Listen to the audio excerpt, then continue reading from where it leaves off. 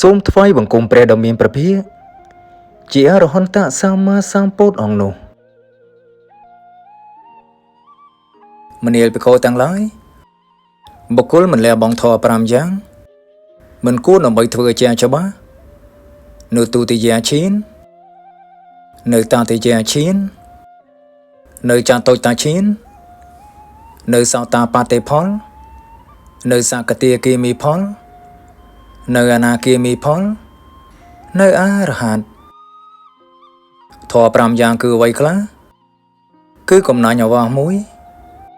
កំណាញ់ត្រកូលមួយកំណាញ់លៀបមួយកំណាញ់គុណមួយកំណាញ់ធម៌មួយ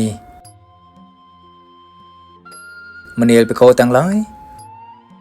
តពោសាកបដិប្រកបដោយធម៌6យ៉ាង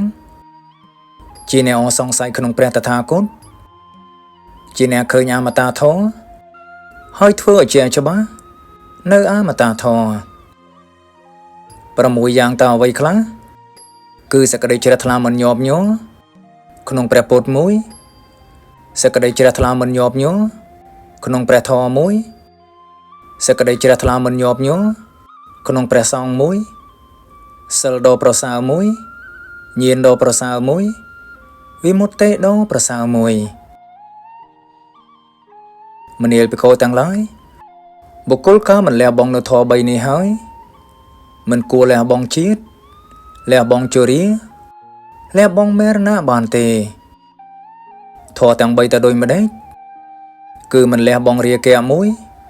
មិនលះបង់ទោសៈមួយមិនលះបង់មោហៈមួយមនាលភិក្ខុទាំងឡាយបុគ្គលក៏មិនលះបង់ធម៌ទាំង3នេះចេញហើយមិនគួរលះបង់ជាតិលះបង់ជរាលះបង់មរណៈបានទេធម៌មុតទេ4យ៉ាង1សត្វលោកមិនទៀងតែងត្រូវជរានាំទៅរកមរណៈ2សត្វលោកមិនមានគ្រឿងការពារមិនមានទីពឹងឡើយ3សត្វលោកសុទ្ធតែមិនមានអ្វីជារបស់ខ្លួនត្រូវតែលះបង់របស់ទាំងពួង4សត្វលោកមានតែសេចក្តីខ្វះខាតមិនចេះឆ្អែតសុទ្ធតែជាខ្ញុំរបស់តណ្ហាមនាលភិក្ខុទាំងឡាយបុគ្គលមិនលះធម៌6យ៉ាងចេញទេជាអ្នកមិនគួរពិចារណាឃើញកាយក្នុងកាយ6យ៉ាងតើអ្វីខ្លះគឺសេចក្តីត្រេកអរក្នុងការងារមួយសេចក្តីត្រេកអរក្នុងដេរឆានកថាមួយសេចក្តីត្រេកអរក្នុងការដេកមួយសេចក្តីត្រេកអរក្នុងការច្រឡោកច្រឡំដោយពួកកណាមួយសេចក្តីមិនសង្រួមទ្វាក្នុងឥន្ទ្រីទាំងឡាយមួយសេចក្តីមិនដឹងប្រមាណក្នុងភោជនមួយការឃើញរឿយៗថាមិនទៀងឈ្មោះថាកម្លាំងវិបស្សនាការឃើញរឿយៗថាជាទុក្ខឈ្មោះថាកម្លាំងវិបស្សនាការឃើញរឿយៗថាមិនមែនខ្លួន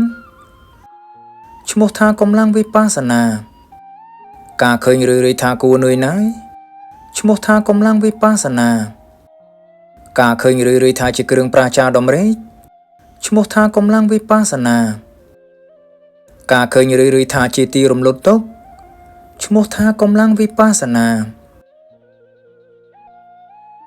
មនាលភិក្ខុទាំងឡាយអានិសង្សក្នុងការចង្ក្រមនេះមាន5យ៉ាងអានិសង្ស5យ៉ាងតើអ្វីខ្លះគឺជាអ្នកអត់ធន់ក្នុងដំណើរផ្លូវឆ្ងាយមួយអត់ធន់ក្នុងការព្យាយាមមួយមិនមានជំងឺមួយភោជនដែលបរិភោគផឹកទំពាស៊ីលិតភ្លក់ហើយរមែងរលួយដោយស្រួលមួយសមាធិដែលកើតអំពីការចង្ក្រមរមែងតាំងនៅអស់កាលយូរមួយធម៌10ជាចំណែកនៃសេចក្តីវិន័យតើដូចម្ដេចខ្លះគុណលងនៃអកុសលកម្ម10យ៉ាងគឺការសម្លាប់សត្វមួយលួចទ្រព្យគេមួយប្រព្រឹត្តខុសក្នុងកាមទាំងឡាយមួយ Pol pia ko ho mui, pol pia nhu nhung mui, pol pia trô cú mui, pol pia ất prajoj mui, chật kịch xâm lăng rung pi, bong on trop nia đơ tế, mốc chi trop robot luôn mui, chật cùng cuốn mui, ca yul khổ mui. Thọ tàng đọc ní, chia chom nách ní sắc đây vì nè. ประธานដប់3យ៉ាងតណ្ហាជាប្រធានក្នុងបាលីពោធិការរៀបរៀងផ្លូវនិព្វានមួយមានៈជាប្រធានក្នុងការជាប់ជំពាក់មួយតថេជាប្រធានក្នុងការស្ទាបបង្អែលមួយអូថេចាជាប្រធានក្នុងការរីមីមួយអវិជ្ជាប្រធានក្នុងសក្តីសៅមងមួយសទ្ធាជាប្រធានក្នុងសក្តីជឿសុបមួយវិរិយៈជាប្រធានក្នុងការផ្គងឡើងមួយសន្តិជាប្រធានក្នុងការប្រុងប្រយ័ត្នមួយសមាធិជាប្រធានក្នុងការមិនរីមីមួយបញ្ញាជាប្រធានក្នុងការយល់ឃើញមួយជីវិតតន្ត្រីជាប្រធានក្នុងការប្រព្រឹត្តមួយវិមោក្ខជាប្រធានក្នុងគោលចរមួយនិរោធៈជាប្រធានក្នុងសង្ខារមួយមនាលភិក្ខុទាំងឡាយឆន្ទរាគៈដំរេកប្រកបដោយសេចក្តីពេញចិត្តណាក្នុងចាខុនាំឲ្យសៅមងរបស់ចិត្តឆន្ទរាគៈនៅក្នុងសោតានោះជាឧបកិលេសរបស់ចិត្តឆន្ទរាគៈនៅក្នុងខិនៈនោះជាឧបកិលេសរបស់ចិត្តឆន្ទរាគៈនៅក្នុងជីវហានោះជាឧបកិលេសរបស់ចិត្តឆន្ទរាគៈនៅក្នុងកាយនោះជាឧបកិលេសរបស់ចិត្តឆន្ទរាគៈនៅក្នុងមេនុនោះជាឧបកិលេសរបស់ចិត្ត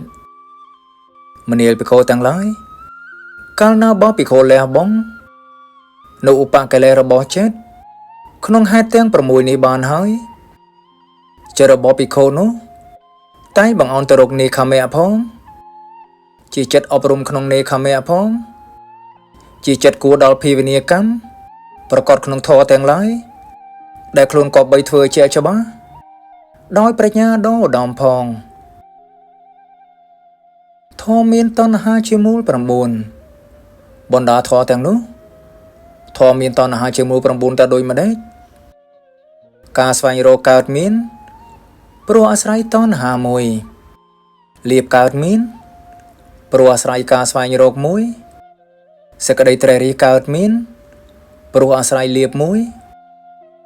ឆន្ទរាគៈកើតមានព្រោះអាស្រ័យសេចក្តីត្រេះរិះមួយសេចក្តីចូលចិត្តខ្លាំងកើតមានព្រោះអាស្រ័យឆន្ទរាគៈមួយសេចក្តីប្រកាន់កើតមានព្រោះអាស្រ័យសេចក្តីចូលចិត្តខ្លាំងមួយសេចក្តីកំណាញ់កើតមានព្រោះអាស្រ័យសេចក្តីប្រកាន់មួយការរក្សាកើតមានព្រោះអាស្រ័យសេចក្តីកំណាញ់មួយការកាន់ដំបងកាន់សាស្ត្រាវុធឆ្លោះទាស់ទែងជជែកគ្នាថាឯងការពោលពាក្យញុះញង់ការពោលពាក្យកុហកអកុសលធម៌លិមួតដ៏ច្រើនកើតមានព្រោះការរិសាជាហេតុមួយធម៌10ដែលគួរធ្វើឲ្យកើតឡើងតើដូចម្ដេចខ្លះសេចក្តីសម្គាល់10យ៉ាងគឺសេចក្តីសម្គាល់ថាមិនល្អមួយសេចក្តីសម្គាល់ចំពោះមរណៈមួយសេចក្តីសម្គាល់ក្នុងអាហារថាជារបស់គួរខ្ពើមមួយសេចក្តីសម្គាល់របស់បុគ្គលជាអ្នកមិនត្រេកអរក្នុងលោកទាំងពួងមួយសេចក្តីសម្គាល់ថាមិនទៀងមួយសេចក្តីសម្គាល់ក្នុងរបស់មិនទៀងថាជាទុក្ខមួយសេចក្តីសម្គាល់ក្នុងរបស់ជាទុក្ខថាមិនមែនជារបស់ខ្លួនមួយសេចក្តីសម្គាល់នៅរបស់ដែលត្រូវលះបង់មួយសេចក្តីសម្គាល់ថាគួរនឿយណាយមួយសេចក្តីសម្គាល់ថារលត់ទៅនៃកងទុកមួយរៀបរៀងដោយព្រះពុទ្ធវចនៈ